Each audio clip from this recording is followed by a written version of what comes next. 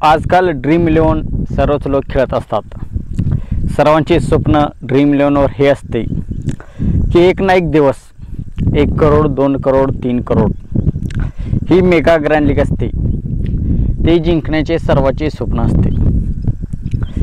Match सुरू होण्यापूर्वी सर्वांना वाटते आजच्या मॅचमध्ये मीच करोडपती होणार आहे, परंतु जशी जशी मॅच पुढे जाते संपत येते तसतसे सर्वांना वाटते आपले लावलेले जेवढे पैसे आहेत तेवढे रिटर्न आले तर बरे होईल।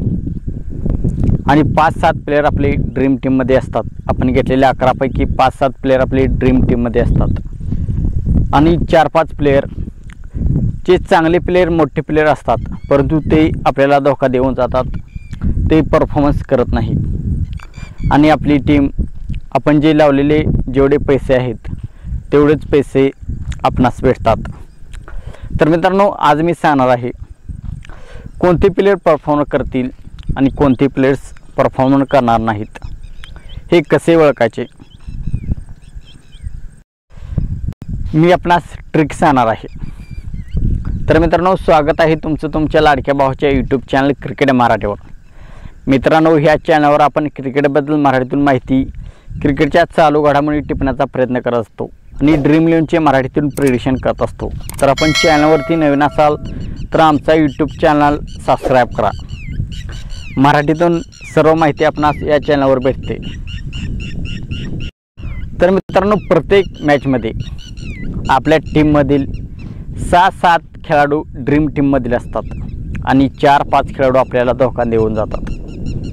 ते मोठे प्लेयर असतात, चांगले प्लेयर असतात, परंतु ते ड्रीम टीममध्ये येत नाही आणि त्यामुळे आपली टीम फसते। तर मॅच सुरू होण्याच्या आधीच असे प्लेयर्स आपणास ओळखायचे आहेत। तर सर्वात प्रथम आपणास पिच रिपोर्ट पाहायचे आहे। पिच रिपोर्टनुसार आपणास प्लेयर सिलेक्ट करायचे आहेत। जर पिच बॅटिंग फ्रेंडली असेल तर एखादा प्लेयरचे सिलेक्शन पर्सेंटेज कमी असते, त्याला सर्व लोक घेत नाहीत, सिलेक्ट करत नाहीत। असे प्लेयर्स कोण आहेत हे आपणास पाहायचे आहे। आपण लाईव्ह मॅच पाहूया। तर इथे न्यूझीलंड आणि अफगाणिस्तान या दोन्ही टीमांमध्ये सामना होणार आहे। तर ही मॅच न्यूयॉर्क या स्टेडियमवर खेळवली जाणार आहे। न्यूयॉर्कचे पिच आपणास माहीत आहे, ते पिच ज़्यादा बॅटिंग फ्रेंडली नाही, ते पिच बॉलिंग फ्रेंडली आहे। 170च्या पुढे स्कोर होऊ शकत नाही त्या ग्राउंडवरती। एखादी चांगली टीम असेल तर 180 जास्तीत जास्त बनवू शकते। आपण IPL मध्ये पाहिले असेल, IPL मध्ये खूप स्कोर होत होता, तिथे बॅट्समनला मदत मिळत होती। 200, 220, 230, 240, 250, 280 सुद्धा यावर्षी स्कोर केला होता टीमांनी। तर या पिचवरती ज़्यादा स्कोर होत नाही, त्यामुळे जास्तीत जास्त आपणास बॉलर सिलेक्ट करायचे आहेत टीममध्ये आणि एखादा कमी सिलेक्शन पर्सेंटेजवाला बॉलर बॅट्समन आपणास सिलेक्ट करायचा आहे। जे 7 प्लेयर्स असतात ते ज़्यादा सिलेक्टरचे असतात आणि कमी सिलेक्शन पर्सेंटेजचे 3-4 प्लेयर्स प्रत्येक ड्रीम टीममध्ये येतात। तर असे प्लेयर्स आपणास ओळखायला शिकायचे आहे। मॅच सुरू होण्यापूर्वी कोणाची पहिली बॅटिंग, कोणाची पहिली बॉलिंग, पिच रिपोर्ट हे सर्व आपणास पाहायचे आहे। तर आपण पाहूया या मॅचमध्ये। सर्वजण रहमतुल्लाह गुरबाज 92% सिलेक्शन पर्सेंटेज आहे त्याचे, त्याला घेणार आहेत आपल्या टीममध्ये। Devon Conway, Kane Williamson, Ibrahim Zadran, Daryl Mitchell, Rachin Ravindra, Mohammad Nabi, A Omarzai, Mitchell Santner, Rashid Khan, Trent Boult. तर अशी टीम सर्वजण बनवणार आहेत, परंतु आपणास सर्वांपेक्षा थोडे वेगळे करायचे आहे। पिचनुसार, पिच कंडिशननुसार पिच बॉलरला सपोर्ट करते का बॅट्समनला सपोर्ट करते हे आपणास सर्वात आधी पाहायचे आहे। त्यानंतर आपणास काही प्लेयर्स ड्रॉप करायचे आहेत आणि त्यांच्या जागी काही कमी सिलेक्शनवाले प्लेयर घ्यायचे आहेत। ते आजच्या मॅचमध्ये इम्पॅक्ट देऊ शकतील असे आपणास वाटते, ते प्लेयर्स आपणास सिलेक्ट करायचे आहेत. तर अशा पिचेसवरती जे ओपनर आहेत ते स्ट्रगल करतात थोडे. सुरुवातीच्या ओव्हर्समध्ये बॉलला स्विंग मिळतो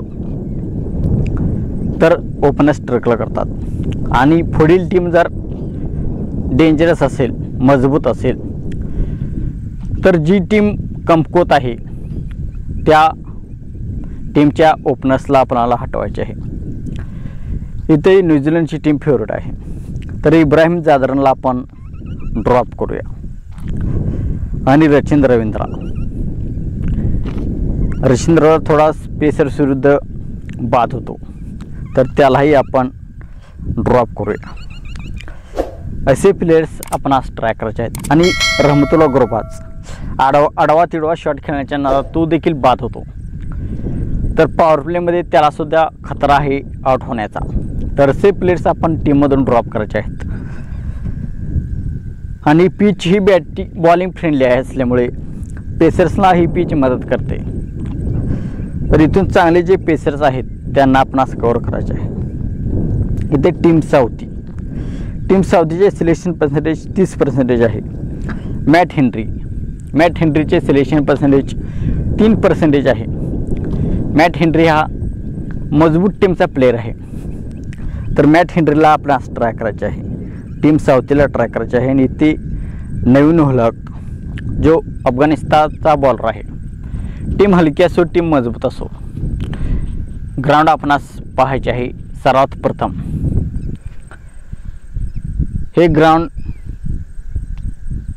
पेसर्सला हेल्प करत आहे, तर नवीन हुलकला आपण ट्राय करायचे आहे अशा ग्राउंड्समध्ये. कॅप्टन व्हाईस कॅप्टन, आता अशा पिचेसवर आतापर्यंत ज्या USA आणि वेस्ट इंडिजमध्ये मॅचेस झालेल्या आहेत त्या कोणत्याही मॅचेसमध्ये बॅट्समन हा ड्रीम टीमचा कॅप्टन झालेला नाही. ऑलराऊंडर आणि बॉलर्स ड्रीम टीमचे कॅप्टन वाईस कॅप्टन बनलेले आहेत. तर आपण स्पीच रिपोर्ट पाहायचे आहे, कोणत्या दोन्ही टीमांच्यामध्ये सामना होणार आहे हे पाहायचे आहे.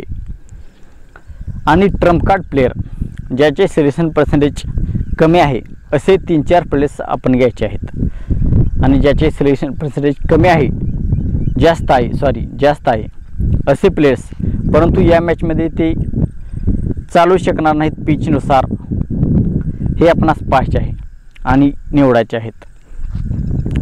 तर या मॅचमध्ये कॅप्टन वाईस कॅप्टन रशीद खानला आपण कॅप्टन वाईस कॅप्टन करू शकता. ओमर जाई आपल्यासाठी कॅप्टन वाईस कॅप्टनचा ऑप्शन होणार आहे. ज्याची प्रथम बॉलिंग असेल तो फास्टर, जो शेवटच्या षटकात डेथ ओव्हरमध्ये बॉलिंग करतो, त्याला प्रिफरन्स प्रथम द्यायचा आहे कॅप्टन वाईस कॅप्टनचा. नंतर ट्रेंड बोल्टसुद्धा आपल्यासाठी चांगला पर्याय आहे कॅप्टन वाईस कॅप्टनचा. टीम साऊथी मॅट हेनरी हे सुद्धा देखील आपल्यासाठी चांगले पर्याय आहेत. एका मॅचमध्ये जसप्रीत बुमराह ड्रीम टीमचा कॅप्टन झाला इंडिया विरुद्ध आयर्लंड, श्रीलंका विरुद्ध साऊथ आफ्रिका. या मॅचमध्ये एनरिक नॉर्किया झाला कॅप्टन वाईस कॅप्टन. तर मित्रांनो सर्वात प्रथम आपणास पिच पाहायचे आहे, त्यानुसार आपणास कॅप्टन वाईस कॅप्टन सिलेक्शन करायचे आहे. तर मित्रांनो हे पाहून आपणास टीम बनवायची आहे. तर मित्रांनो व्हिडिओ आपणास आवडला असेल तर व्हिडिओला लाईक करा. चॅनलवरती आपण नवीन असाल तर आमचा यूट्यूब चॅनल सबस्क्राईब करा. हा व्हिडिओ आपल्या जास्तीत जास्त मराठी बांधवापर्यंत शेअर करा आणि चॅनलला सबस्क्राईब करा. सपोर्ट करा आपल्या मराठी भावाला. असेच रोज नवीन व्हिडिओ आपल्याला पाहायला भेटतील.